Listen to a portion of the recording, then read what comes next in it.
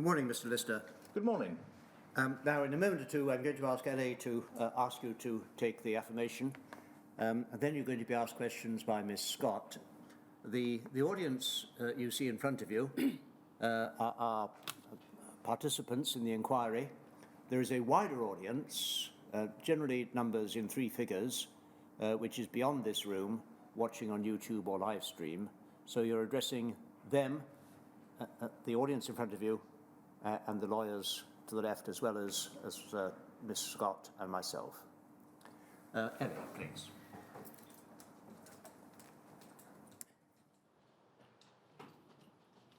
Please state your full name. Charles Edward Lister. And please repeat after me.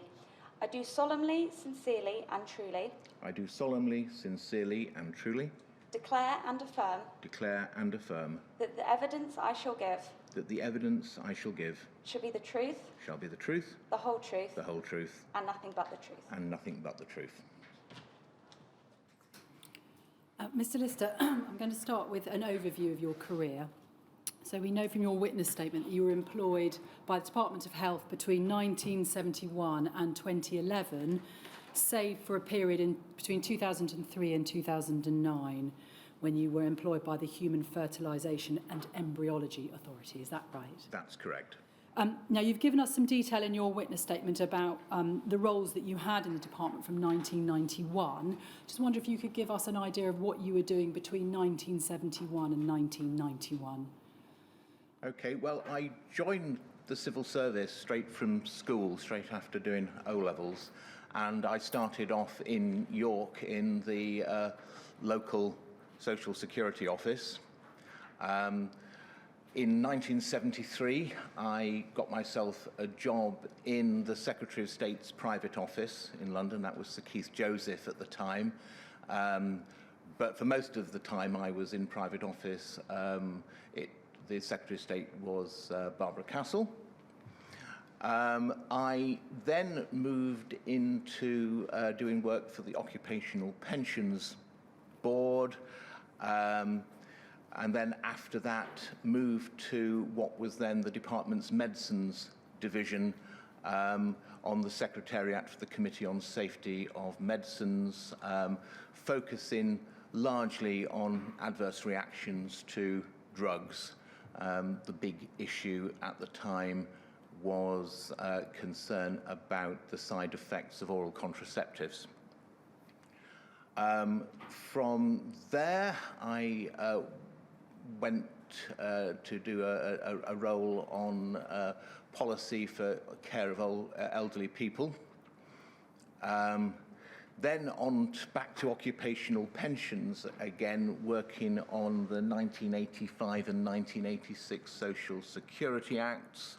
I'm afraid it's a very long career.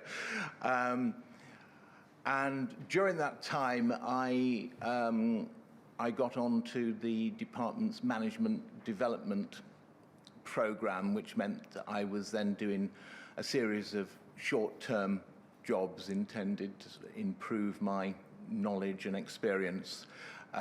So I went back to, trying to remember the right order of things, I went back to medicines division, managing, among other things, the Yellow Card scheme, or the administration of the Yellow Card scheme on adverse reactions. I went then to something called the Policy Secretariat, which was looking at a range of sort of cross-cutting issues across government that the Department of Health was interested in, and then also acting as Secretariat for the Departmental Board.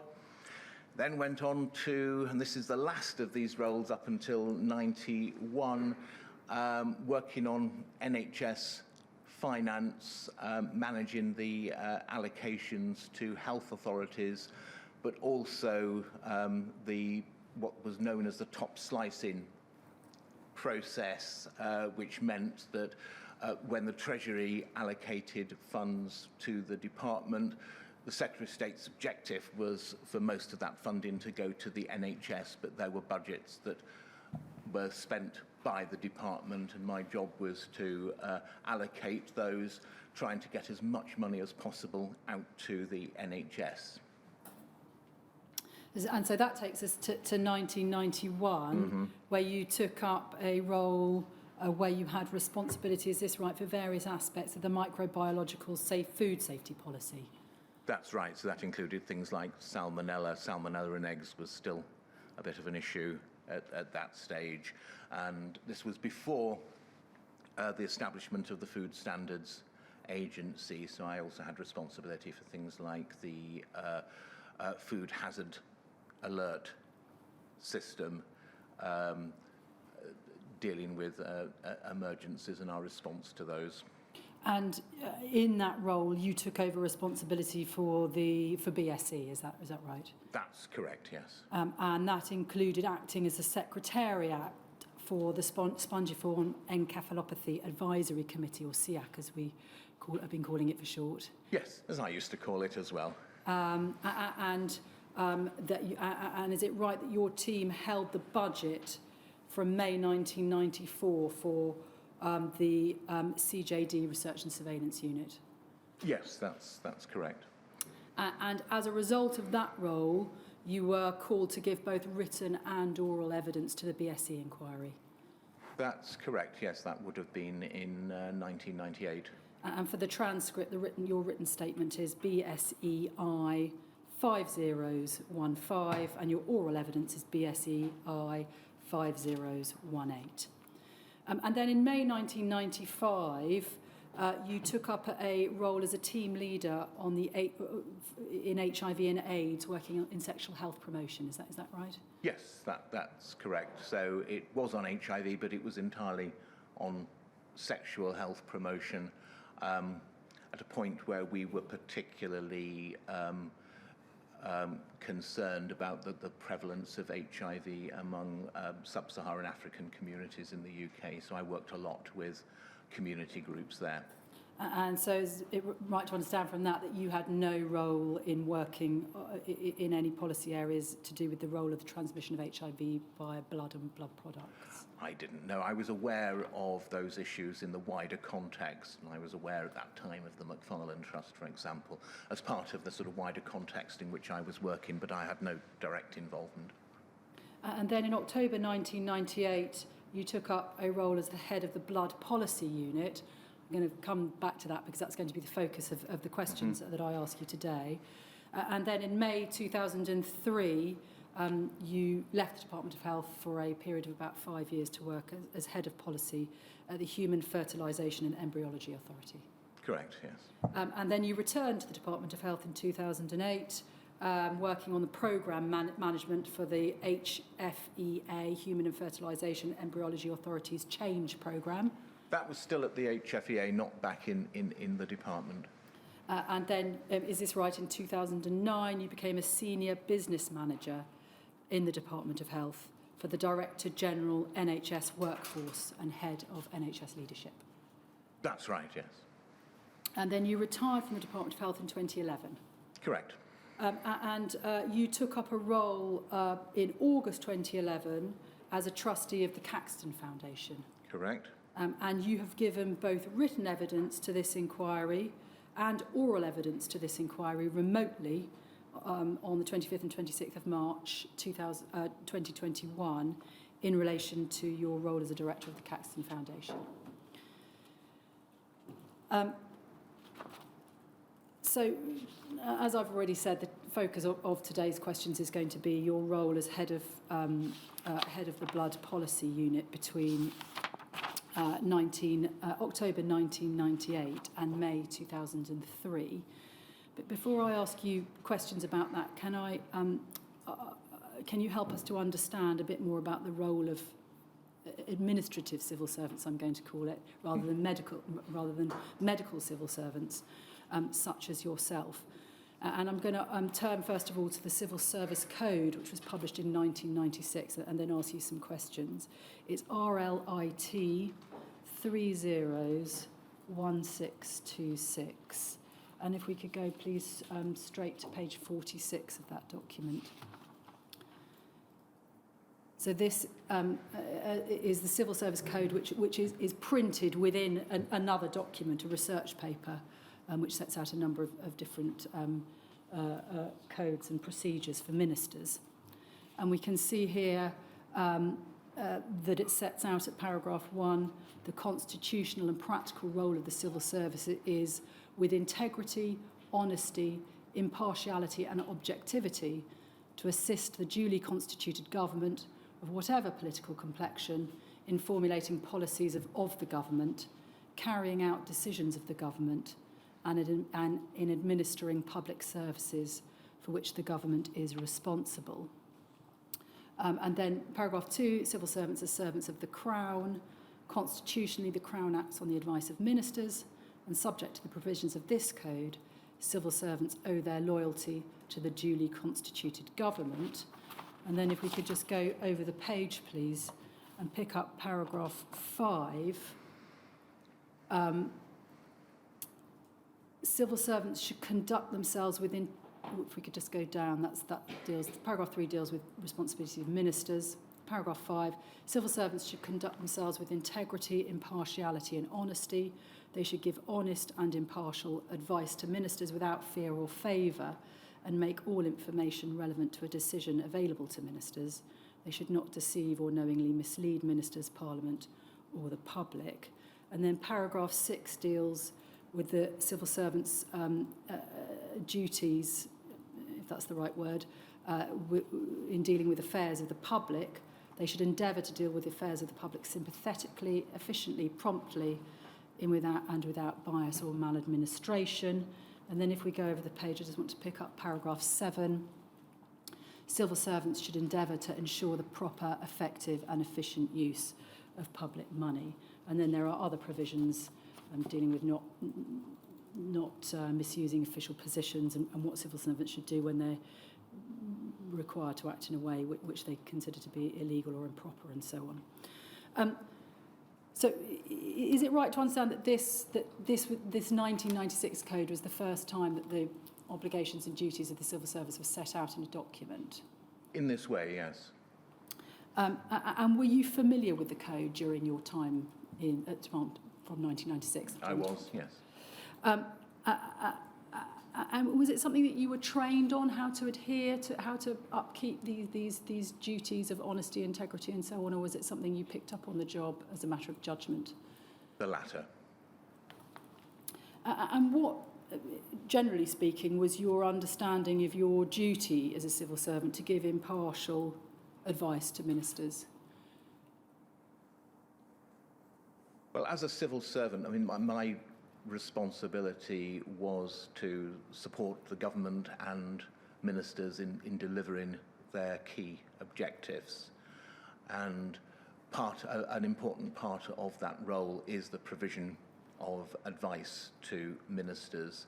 So as a civil servant, I was responsible for understanding the issue in depth and the context of that issue, making sure that we'd gathered evidence from around the issue and had analysed that, and that we, from that analysis and work with a range of expert colleagues and external stakeholders, provide advice to ministers on the best way forward on particular issues.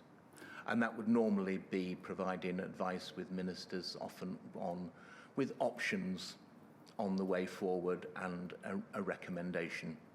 And so the obligation to act impartially is not to just put forward what you think is the best idea, but to, as you say, set out what the potential options are and then advise on what you think. Yes, I think the idea. challenge for civil servants is objectivity in the review of evidence. I think it's easy sometimes as a civil servant to think that you know what the answer is, but what you should be doing is exercising objectivity and looking at the range of evidence and making sure that ministers are advised about all the evidence available so they can take a properly informed decision. And I think that is key, that when ministers take decisions, they should do that on the basis of the full range of available evidence.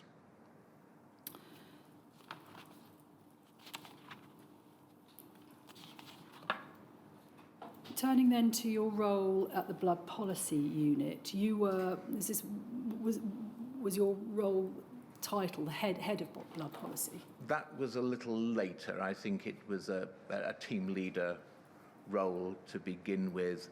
The head of Blood Policy title came later when the role expanded. And what grade of civil servant were you when you took up the role? I was a grade 7. And what does that mean in terms of your seniority? It's a sort of middle ranking role. I mean, grade 7 was the sort of the team leader role. So if you think of government departments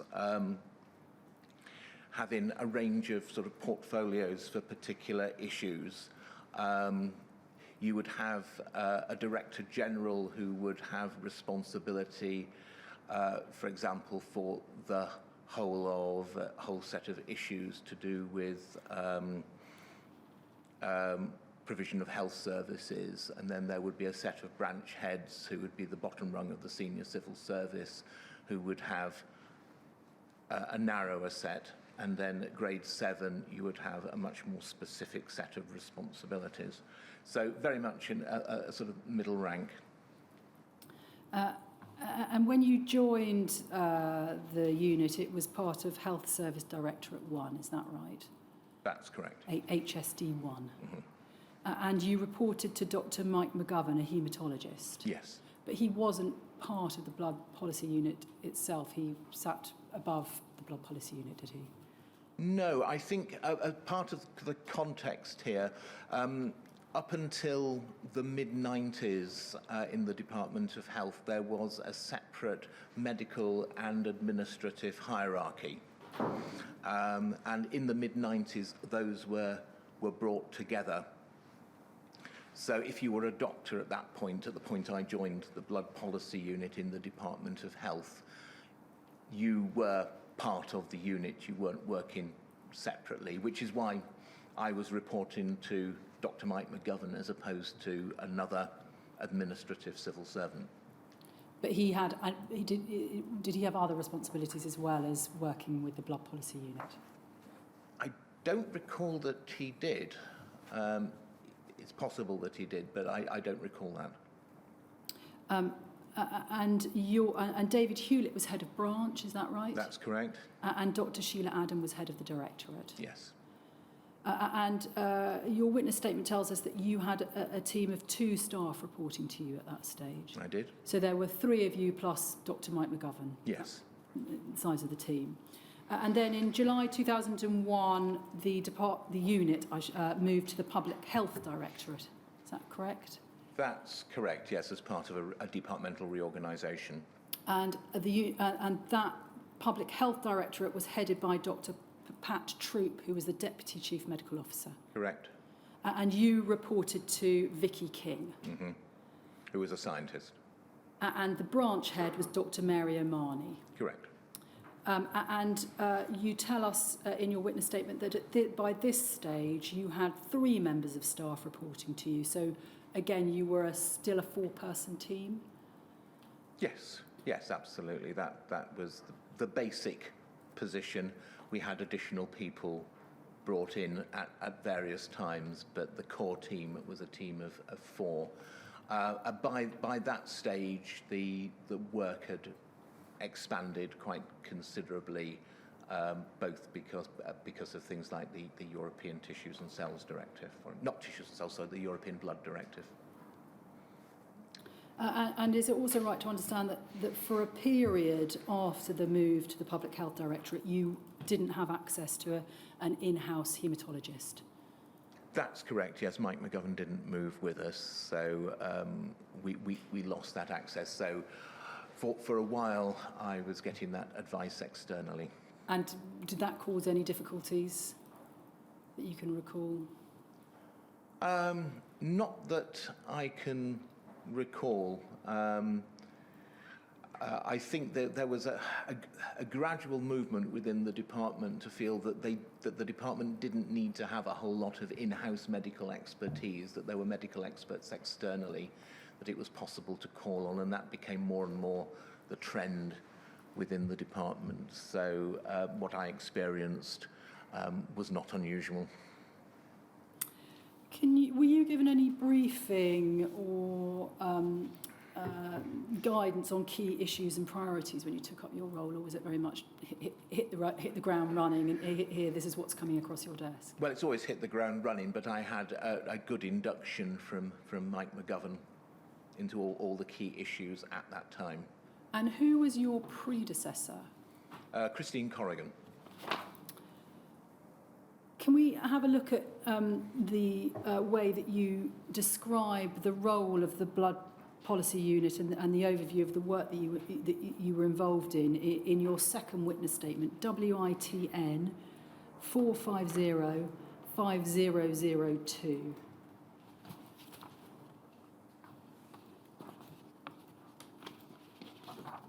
If we could go to page 5, please, of that document. We can see paragraph 1.7. You say this made a lateral move to head of blood policy. This involved a wide range of responsibilities which increased during my time in my role, including development of government policy on the safety and supply of blood and blood products to the NHS, sponsorship of the National Blood Authority, the Better Blood Transfusion Initiative, development of measures to reduce the risk of VCJD and HCV transmission through blood, including funding of measures introduced to the National Blood Service and the provision of recombinant clotting factors for people with haemophilia. And I'll come back to ask you a handful of questions about VCJD and recombinant factor products. Ensuring sufficiency of supplies of key blood products for UK patients, including sourcing of blood plasma supply from the US, and I'll come back and ask you a handful of questions about that. Negotiating and implementing a new EU blood directive on standards and quality of blood. Drafting responses for ministers on calls for compensation and a public inquiry into the contamination of blood with HCV. I'll come back to ask you questions about both of those issues. And sponsorship of the Alliance House charities, the AHOs. And again, I'll come back and ask you a handful of questions in relation to the AHOs as well. Now, we can see the broad range of matters that you were involved in, and you've told us in your witness statement that the unit was understaffed. Can you explain to us what problems that caused for you and your colleagues on a practical level? On a practical level, it meant that we needed to prioritise the work that we focused on. The downside was that occasionally it meant that we missed things that we should perhaps have dealt with.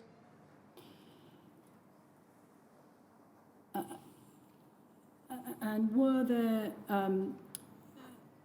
areas of work that you would have liked to have been able to work on, or matters you would have liked to have achieved that you weren't able to do so because of the understaffing? I don't think so. Again, I think as context, the issue when you have, you are responsible for everything to do with blood.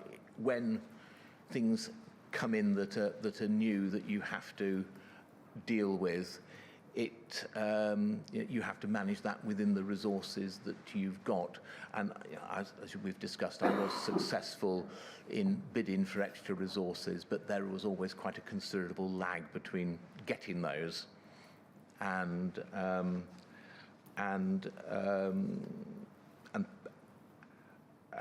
so that meant that we were very hard pressed. I mean, which meant working very long hours mostly. I mean, I think that's the other side of it. But I don't think there was any key objectives that we had that didn't get achieved because of it. And you've also identified in your statement that shortly after the move to the Public Health Directorate, the Deputy Chief Medical Officer, so Dr. Pat Troop, and her team were dealing with the aftermath of September 11th, and so were not able to devote much time to the blood policy unit. How long did that aftermath last in terms of taking up time of the DCMO? Dr. Troop. To be honest, I don't remember exactly. We managed that by finding somebody else externally who supported as the senior departmental sponsor for the National Blood Service. That was Professor Lindsay Davis, who was a director of public health. What I can't remember is the gap between losing a lot of Pat Troop's time and Lindsay coming in to provide support. And so the impact of losing your sponsor and the top decision maker was what? Was that more fell on me in the meantime.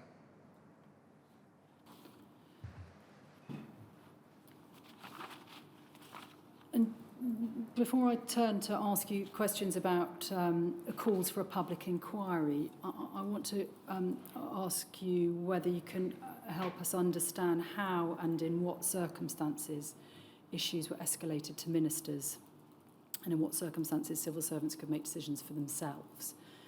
So first of all, dealing with the process, as head of blood policy, could you make a unilateral decision to send a submission up to a minister, or did that decision need to be cleared by somebody more senior?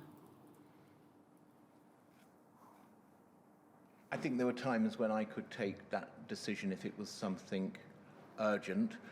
There are plenty of examples of submissions discussed in my evidence which had a lot of discussion with senior people, but some came straight from me with limited discussion. It did vary a lot.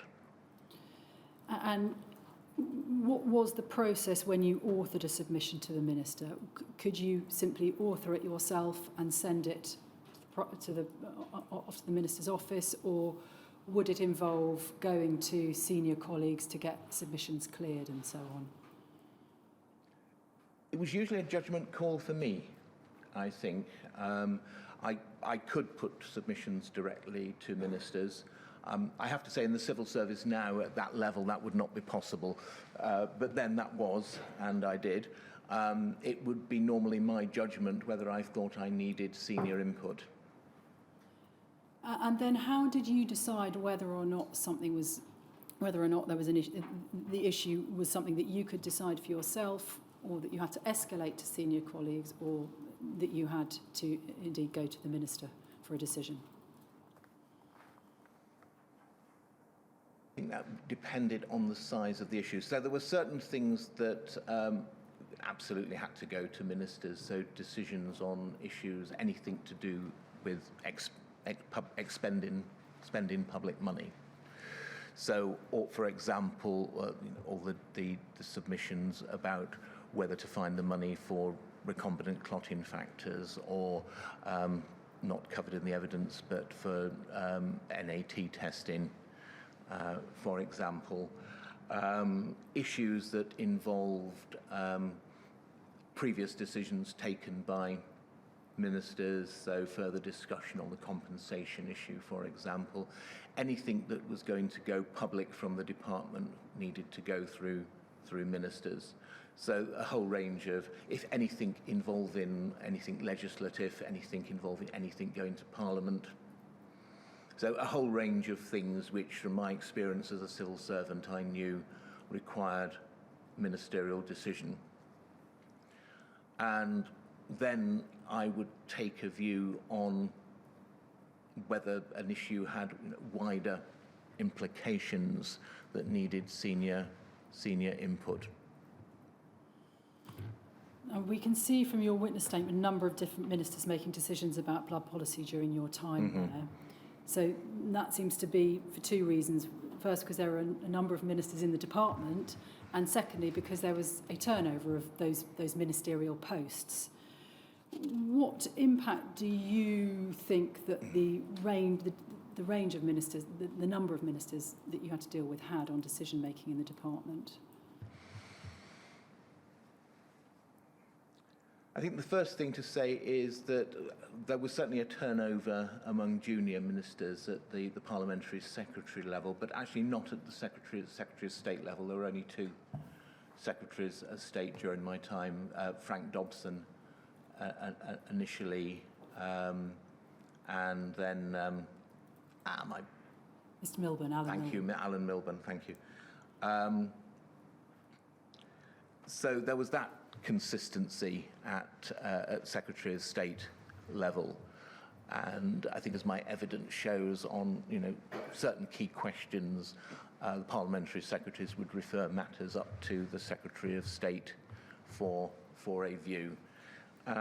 So although there was turnover, we had 4 ministers responsible for blood during my 5 years. It was more an issue of getting them up to speed with the issue and establishing a relationship with them. And it could be frustrating if a minister left rather quickly, because you've just established a relationship and an understanding of the issues, and then they move on and you would have to start again. In an already stretched team? Yes. And was it always clear to you which minister should be cited on which particular issue? Yes. Yeah, the ministerial portfolios were very clear. I'm going to turn now to ask you some questions about the calls for a public inquiry. So is it right that when you started at the Blood Policy Unit, there was already a view that there should not be a public inquiry? That's correct. And that was a view that had been held both by the department and by the government more widely for some significant amount of time? That's correct. I want to explore with you how government avoids long-existing policies never being challenged. Because on the one hand, you have civil servants saying, effectively, these are the lines that have been taken before, this is the policy. And when coming to brief ministers, the same lines to take are rehearsed and sent to ministers. And so the advice can remain the same. Mm-hmm. And on the other hand, you've got ministers saying, well, that's what I was being advised by my civil servants, and so I took the advice of my civil servants. So one can see that long existing policies may never be looked at and challenged. What are the circumstances in which a civil servant such as yourself would challenge a long-held and existing policy such as no public inquiry? I think if there are changes in circumstances so new evidence or changes in circumstances which suggest that a review is justified. So as a civil servant, I would certainly not, if ministers had decided a position, I would not be going back to them and saying, are you sure, are you sure? Because you didn't agree with it, for example.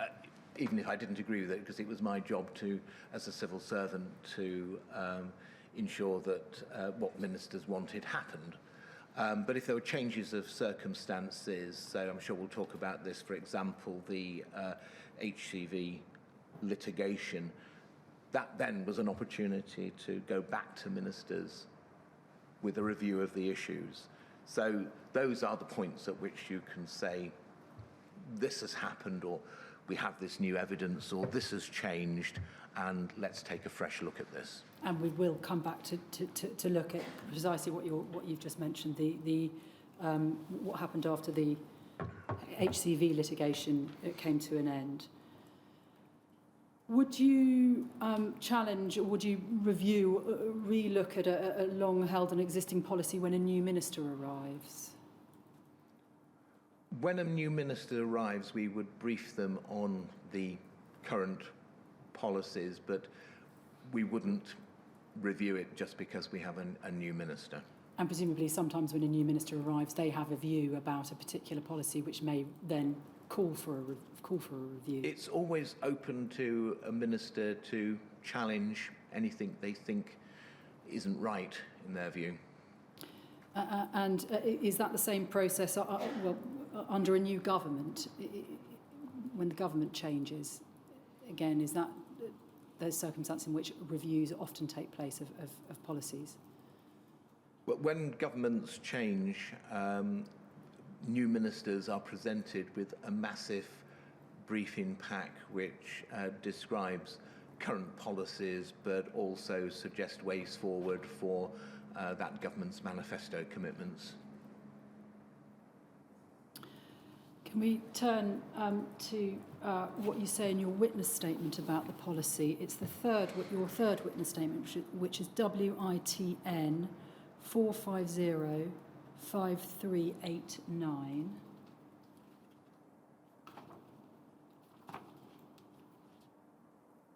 And can we go, please, to page 66? And at 4.64 at the top there, you say, on a general level, my overall view is that I essentially maintained the existing government line on the public inquiry issue. I certainly do not recall there being substantive discussion at the time, for example, with branch or divisional heads, that we needed to think again, and that an inquiry was, after all, merited. Nor do I recall ministers voicing concern that an inquiry was the way to go. And then you set out some reflections at the end of your statement about the collective mindset and groupthink, and I'll come back to ask you some questions about that later on today. And then you set out a little bit earlier, in fact, in that statement, at 4.60. You can just have a look at that at page 64. The government's reasons against commissioning an inquiry, and you say there was no evidence of wrongdoing by the government or the NHS, and here you're setting out the reasons relied on by the government in written answers to written questions and statements in the House. Yes, this is my attempt to summarise the various statements that ministers made over the period I was involved, and that first one, no evidence of wrongdoing, that the NHS did everything it could as soon as it could, I think was the main plank on both on compensation and the public inquiry. And there was nothing of fundamental significance that was not already known, and the relevant facts were in the public domain. No evidence Parliament had been misled. It was a problem linked to the state of science and technology at the time, rather than an isolated UK problem. And so any inquiry would be unlikely to provide the infected and affected with a satisfactory answer. The focus was instead on looking forward and on how to assist the infected and affected with improving their health and well-being. An inquiry would not help to prevent future transmission. There was concern a public inquiry would raise the profile of potential no-fault compensation at a time when litigation in the NHS was an increasing problem. The time that a public inquiry would take to complete, and then if we go over the page, the initial trawl of documents had concluded that the reason self-sufficiency had not been achieved was due to increased demand for clotting factors, not a failure to implement ministerial initiatives. On the contrary, there was evidence significant efforts had been made to achieve self-sufficiency. Self-sufficiency in blood products would not have prevented haemophiliacs from being infected with hepatitis C. So just pulling those two parts of your statement together, is it right to understand that, save for the bit we see at the top of this second page here, the initial trawl of documents concluding that the reason self-sufficiency had not been achieved was due to increased demand for clotting factors, save for the work that was done in investigating that, these lines to take didn't emerge from new reconsideration by your team of what had happened in the past. They were essentially the lines to take that had been taken previously, and they were being trotted out again. Exactly. And so if we look back, if we go back, please, a page, Paul, to the second bullet point there, there was nothing of fundamental significance that was not already known, and the relevant facts were all in the public domain. In fact, during your time, I'll come on to ask you questions about this, but during your time at the Blood Policy Unit, and as a result of the work you did looking back at the documents on self-sufficiency, you discovered that some of the information was in fact missing. So that line to take, in fact, became inaccurate, did it? I think that line to take about the relevant facts being in the public domain was simply about the dates at which heat treatment was introduced and testing of blood. So it was about those issues. I'm looking at it again. Clearly, not every fact available was in the public domain. It was this really referred to those key facts about the point at which action was taken to remove the risk of hepatitis C transmission through blood. So really action taken by the Department of Health, looking at it very much through the prism of the Department of Health's knowledge, not ignoring perhaps then the submissions or evidence that those who are infected or affected could bring to bear on the issue.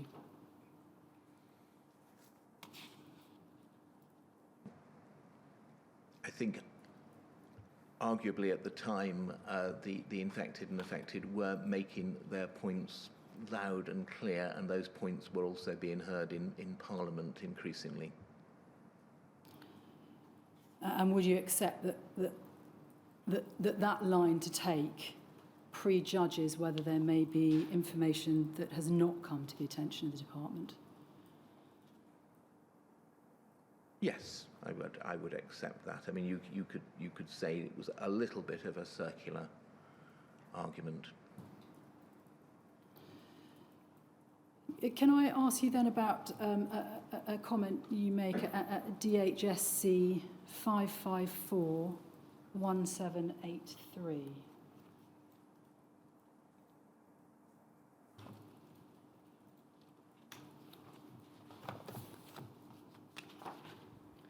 And can we go, please, to page 3 of this document? In fact, I think we need to go to the bottom of page 2 to understand what it is. So at the bottom, we've got Charles Lister to Peter Thompson. And then if we go over the page, we've got a date 16/4/03 and then an email for Peter Thompson. Is this, and then if we go down the page, it says Peter, and if we go over the page, at the bottom there, it says Charles. So is this an email from you, dated the 16th of April 2003, to Peter Thompson? You go back to the top again. It looks like it, but I just... And I think we need to go, if we go back to the top of that page. Yes, it is. Yes. It looks from the first paragraph there that you're seeking advice from Peter Thompson about the constitutional position where Scotland announces an inquiry into decisions made by the UK government pre-devolution. Mm-hmm. You say, Bob Stock in the Scottish Exec has recently updated me on his perception of likely developments in Scotland after the election. Just prior to the election, the outgoing Parliamentary Health Committee expressed some support for continuing demands from Scottish haemophilia patients with hepatitis B for a public inquiry. These same demands are being made here. Bob expects these demands to be renewed with some vigour after the election, with a good deal of support from the Scottish Parliament. Should Scottish ministers concede on this under parliamentary pressure, we will inevitably find ourselves dragged in, despite our ministers' determination to resist an inquiry. Any inquiry would focus on events in the 70s and 80s, when policy in Scotland was largely determined by Whitehall and by DH in particular. It therefore seems to me that even if an inquiry were to be set up only in Scotland, it would become de facto a UK inquiry. Do you have any advice on what the constitutional position would be in such a situation?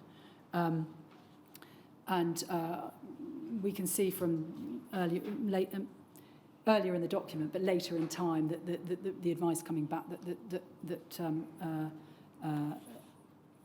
the view that you've taken is agreed by somebody called David Hill from the Propriety and Ethics team. But this was shortly before you left. Mm. So I'm not going to ask you any questions about what eventually became of that.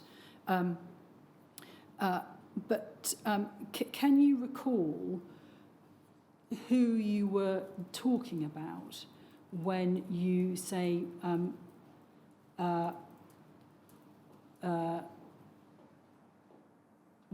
despite our minister's determination to resist an inquiry, which minister you were talking about? The reason I ask the question is because this is dated the 16th of April.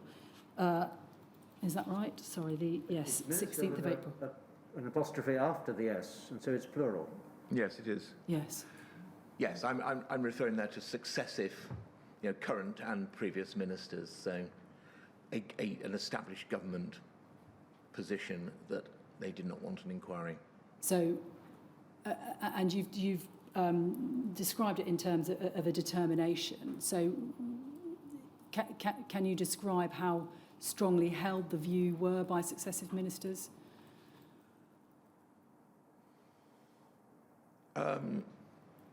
I'm slightly reluctant to do that because I would be,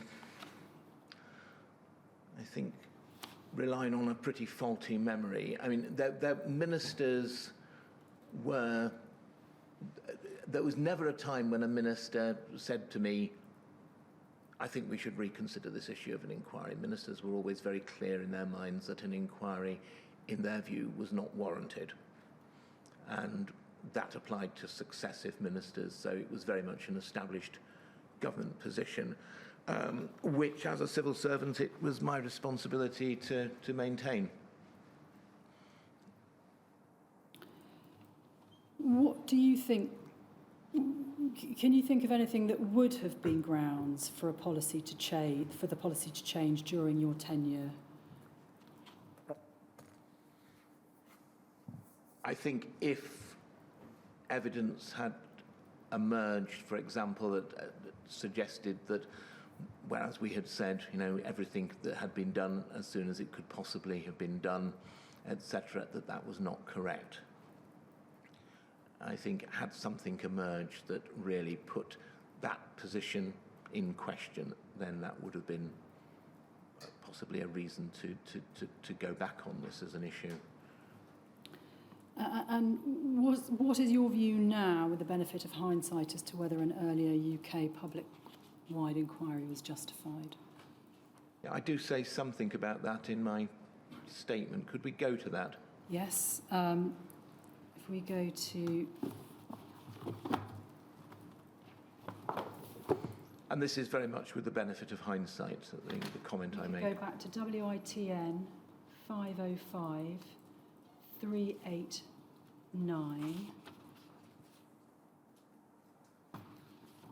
And could we go to page 77, please?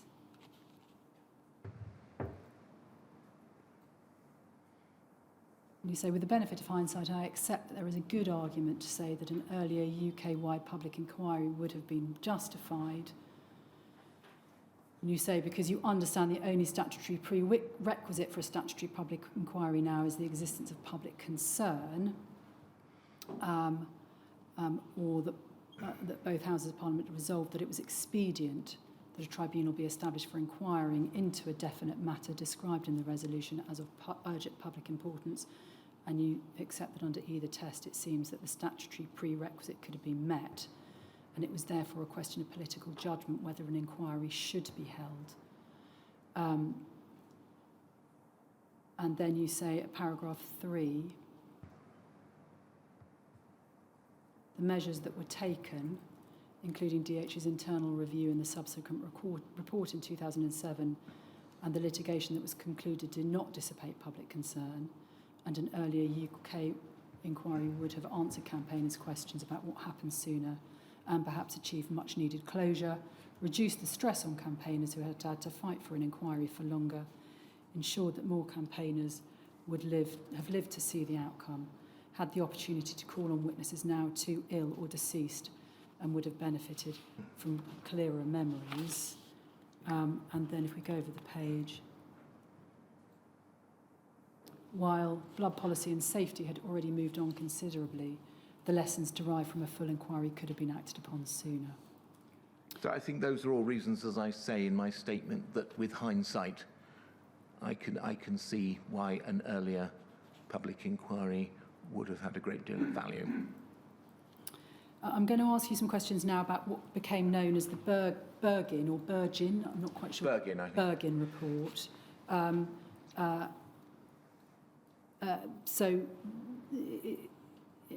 look at the circumstances that gave rise to that report.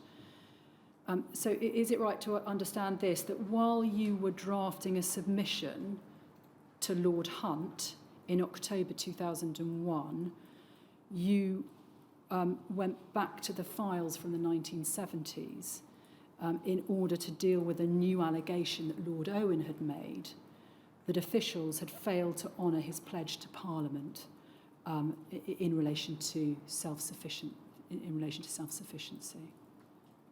That's right. So Lord Morris raised Lord Owen's concerns. So, as you say, I went back to the files from that period to see for myself what happened, and as a result of that, to produce a chronology so that we could advise ministers, but also that could be made public. And in the process of going back to the files from the 1970s, your statement tells us that you discovered that some of the papers that you would expect to have seen there were missing. Is that right? That's correct. What I didn't see was the submissions that I would have expected to have seen to ministers, to Lord Owen and his successor, Roland Moyle, reporting back on the self-sufficiency issue. So there was a lot of evidence about what had happened and how the money provided by Lord Owen had been spent and what the results of that were. And that was included in the information I provided to ministers and in my statement. But what wasn't there were the submissions to ministers. And I'll come on towards the end of the day to ask you questions about what was done as a result of the fact that you found files, found documents missing. I'm not going to ask you questions about that now. Can we look at DHSC 004 1379_023?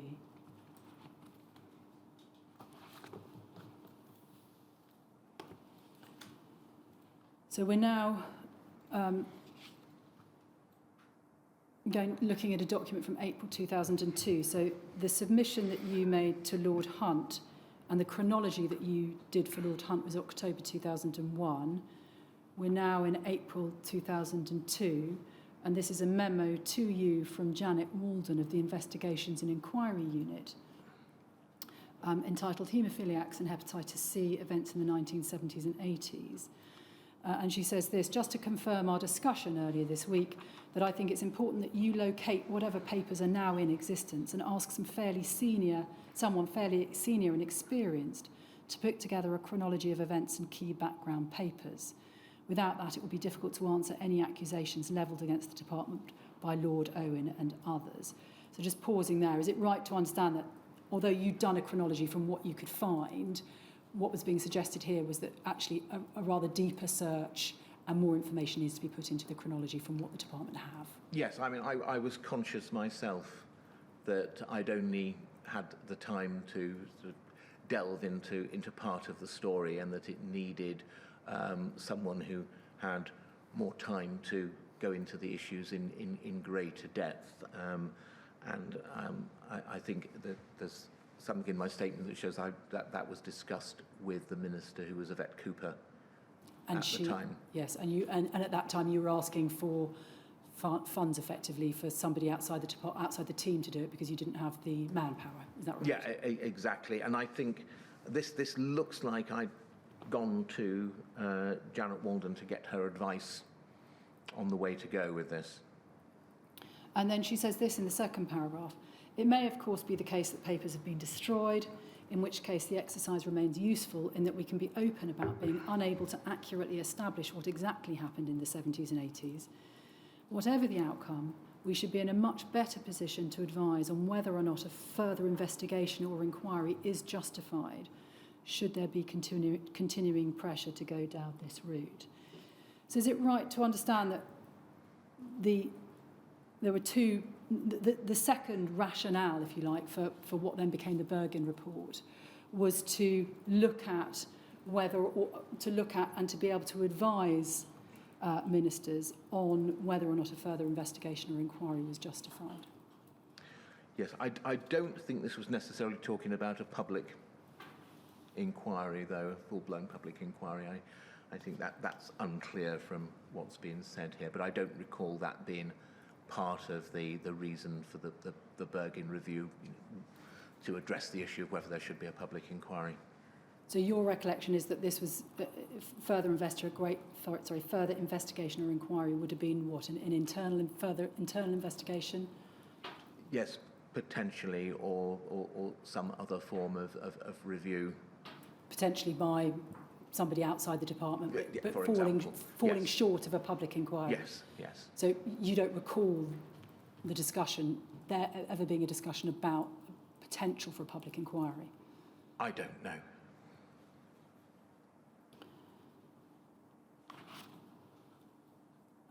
Shall we look then at Mr. Bergin's report, which is at WITN 4505401.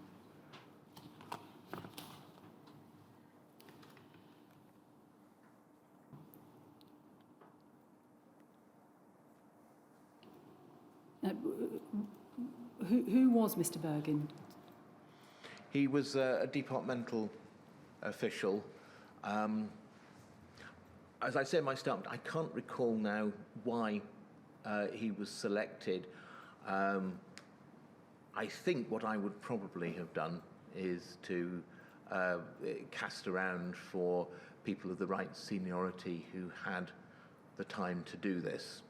And I would have used my contacts within the department, and Peter's name was mentioned, and I do recall having a meeting with him to discuss the work that we wanted to do.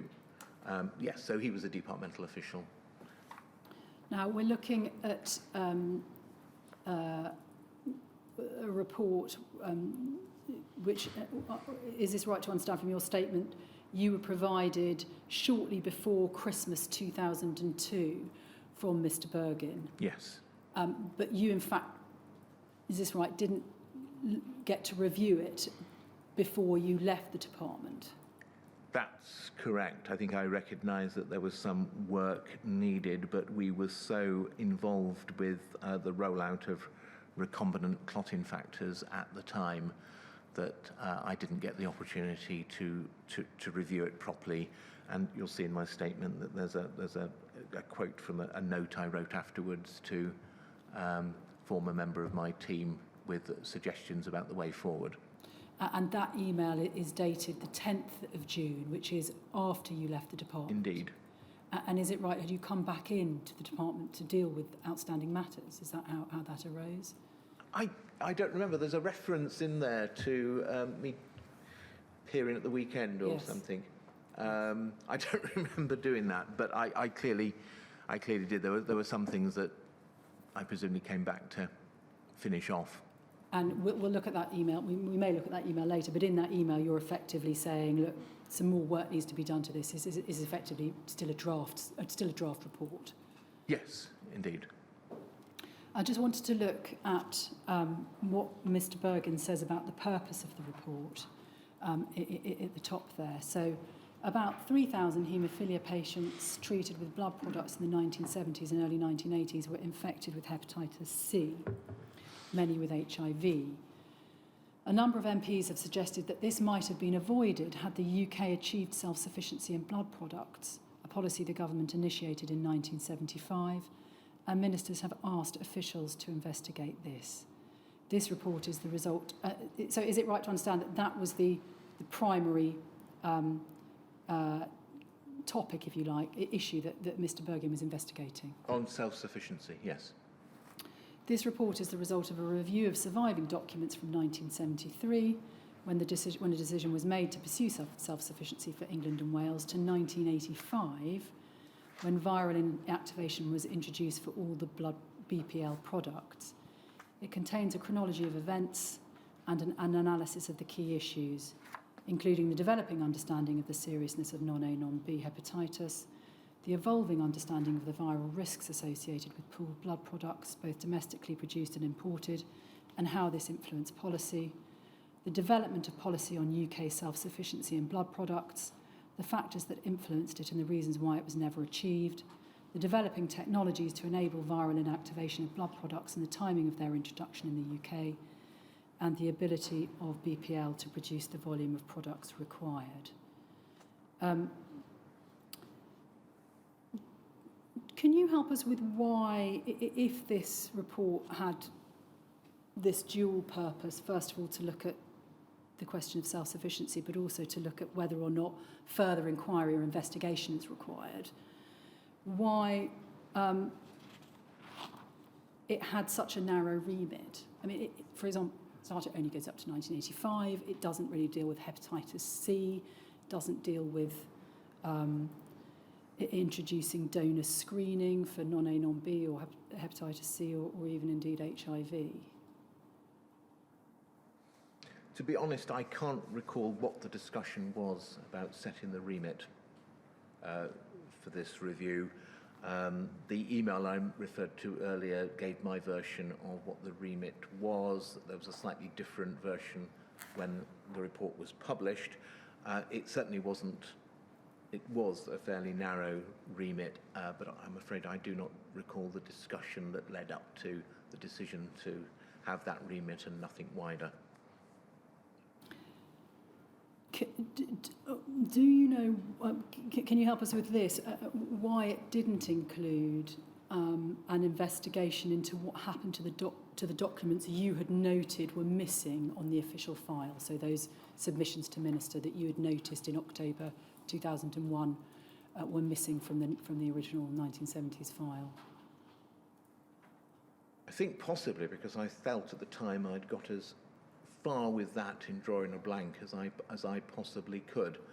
I mean, my understanding, although I don't recall now how I reached that understanding, was that the submissions had been taken out of the files for public interest immunity for the HIV litigation in the 90s, that they'd gone over to solicitors, and when I made inquiries, nobody in the solicitors division could find them. And I pushed on that quite hard. The evidence for that isn't available. Unfortunately, we weren't able to find any of the emails I wrote trying to locate those submissions, but I do recall very clearly drawing a blank. So I would imagine that Peter Bergin wasn't tasked to inquire into that because I felt it had gone as far as it could.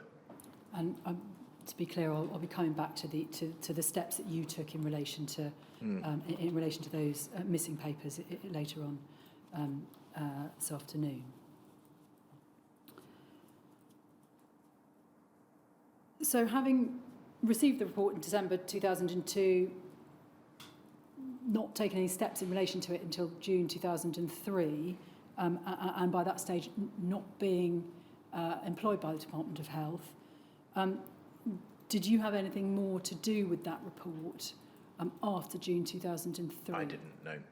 So follows from that you can't help us with understanding what was subsequently done to the report, by whom and when? That would have been picked up by my successor, Richard Gutowski. What relevance did the fact that this report was being undertaken, that this investigation, this inquiry was being undertaken by Mr. Bergin have on the government's ongoing decision not to hold a public inquiry? Again, I addressed this in my evidence. Could we? Yes, we can. If we go back to your third statement, which is at WITN 4505389. And if we go, please, to page 74 of that statement, paragraph 4.86 at the bottom there. The inquiry asks what role this review played in the government's decision not to hold a public inquiry. I do not think this was central to the decision-making in my time. The government's response to calls for a public inquiry was firmly established long before the review was commissioned. However, the fact that there was an internal review ongoing would have been a further factor in rejecting, while it was still ongoing, the calls for an inquiry. I cannot speak to the role it played once published. So, I don't believe that it had any impact on the government's view at this time and for some time afterwards that a public inquiry wasn't justified. I'm going to turn now to ask you some questions about the campaign for a Hepatitis C payment scheme. Now, just to put this in context, is it right to understand that you commenced your post shortly after Frank Dobson had turned down the Haemophilia Society's request for a special payment scheme? That's correct. Now, one of the reasons given by the government for refusing the scheme when a scheme for those infected by HIV existed through the Macfarlane Trust and the Eileen Trust was that there was a distinction to be made between hepatitis C, infection by hepatitis C, and infection by HIV. And I want to ask you about that and the government's policy in relation to that. Can we look at an email, please? DHSC 004 1305 _128.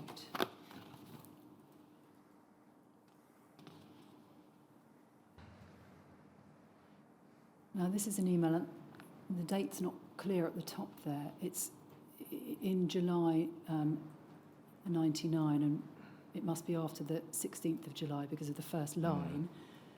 But it's sent by you to Sheila Adam, rather. And I just wanted to draw your attention to the first paragraph, second paragraph, first main paragraph there. And you're talking about changes you've made to a draft minute to Lady Hayman. And you say part of the difficulty with defending the distinction between HIV and HCV is that the decision to give financial assistance to haemophiliacs with HIV was arguably not very logical in the first place. It was very much a decision bound up with contemporary feelings about HIV, although this was not reflected in the public statements made at the time. Gwen Skinner's notes below shed some light on this. However, from today's perspective, there are enormous difficulties in making a distinction between haemophiliacs and others inadvertently harmed by NHS treatment. Another example that comes to mind, which you may wish to use, is MMR vaccine. There is therefore a strong argument for continuing to say that haemophiliacs and HIV were a special case and for drawing the line there. Otherwise, the only logical step is to move towards a system of no-fault compensation. Now, it's a little bit difficult to understand that because in the beginning of that paragraph you seem to be saying it's not really logical to draw a distinction between HIV and HCV, but by the end of that paragraph you seem to be suggesting that there is in fact a strong argument for maintaining the division. Had you by this time, by July 1999, come to a view that the distinction between HIV and HCV was illogical and difficult to defend to the public? I can't say at what my view was at that time. It's difficult because so many years have passed and I've had so much involvement since then to remember at what point I recognise that is difficult. What I can say is that the submission that I wrote to Yvette Cooper about a year after this describes HCV as a devastating and debilitating disease. So I think by then my view was very clear that you really couldn't make a distinction between the two. So if not by 1999, certainly by the time you wrote to Yvette Cooper in those terms. I think it was a developing understanding.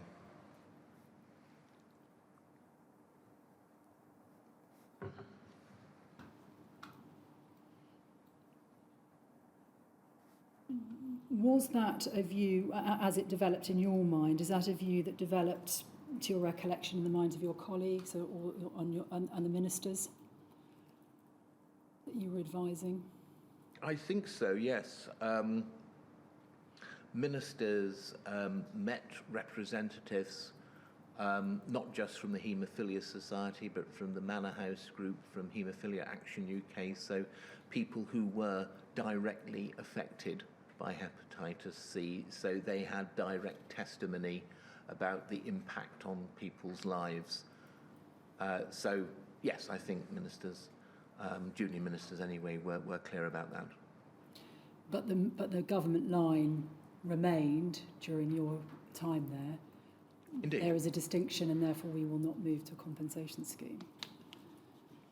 Or the line was, we did all we could as soon as we could, therefore there was no negligence on the part of the government, and therefore no justification for compensation because it was non-negligent harm. So you might expect to see then, as you progress through your tenure, the dropping off of this distinction between HIV and HCV, and going with different lines to justify the no compensation scheme. You might, yes.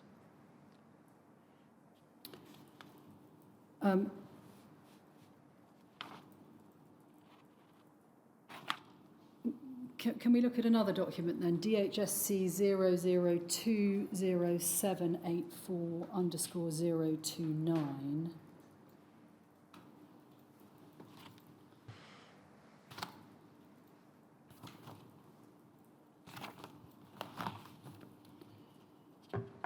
And this is, if we can go please actually to, this is a front page is an email from Sue Cartwright to you about Lord Hunt wanting to do something with package of care for HCV sufferers, but it was actually page 3 I wanted to draw your attention to. This is an email from Sue Cartwright to Jane, and I'm not quite sure who, to Jane Verity it looks like, and to yourself, with a number of people CC'd in. Mm-hmm. And it says, if we go down the page, Jane Charles, Lord Hunt does indeed think that the debate will focus to some extent on compensation issues. And this is in relation to the BSE inquiry statement being announced this Thursday, announcement of a substantial compensation offer. Speakers in the debate next week will probably want to focus on compensation for hepatitis C sufferers. So it says, he asked, can you prepare a note for the Secretary of State this weekend? He said the note will need to set out what we can say next week about compensation issues and how this can be differentiated from the BSE inquiry compensation, and then about a package of care. And it says, can you let me have a draft note for SOS for Lord Hunt? Then if Lord Hunt agrees the draft, I will send it to SOS on Friday for his consideration over the weekend. I know that you have previously set out a package of care rather than cash compensation for HCV, but I think Lord Hunt is hoping to convince SOS that there is little difference really between the two types of case, and to seek his permission to work up something more for HCV. Happy to discuss. And I just wanted to ask you whether or not you recall Lord Hunt being of the view that there was no difference, there shouldn't be a differentiation between those with VCJD and those with HCV in terms of compensation scheme or financial schemes. I don't. I can certainly recall Lord Hunt being very affected by what he heard from people with hepatitis C, and I know that he really disliked having to go into the house and repeat the lines about this, so he was keen to get something done if possible. Do you recall whether you or your civil servant colleagues shared Lord Hunt's views that there really was not a sufficient difference between VCJD and HCV to merit different treatment in terms of compensation schemes? I can't in all honesty. I think the sort of the best representation of my view on this is that note I wrote to Yvette Cooper suggesting possibility for a compensation package. But I think the sticking point that kept coming up over this was this issue of whether giving compensation to people with hepatitis C would open the floodgates, as it was seen, to claims for other cases involving non-negligent harm. And that was really the sticking point. I mean, again, when we get to that submission I wrote to Yvette Cooper, I kind of put an argument that finds a way around that to see if I could persuade ministers to go for something. But that really ended up being the sticking point, I think. And the impression that one gets from this document that we've just looked at is that Lord Hunt is convinced that there should be some kind of financial package for HCV sufferers, but it's the Secretary of State, Alan Milburn, who is against it. Is that your recollection? That's my recollection. So I note the time. I wonder if now is an appropriate time for the morning break. Yes, it would be. We'll take a break now until 11:45. Now, Mr. Lister, I think you know what I'm going to say. Now, I think you've heard it before. You're under oath. You must not discuss the evidence you've given with anyone, whoever that person may be, nor any evidence which you think you may yet be asked to give. Apart from that, you can talk about anything you like. Thank you. 11:45.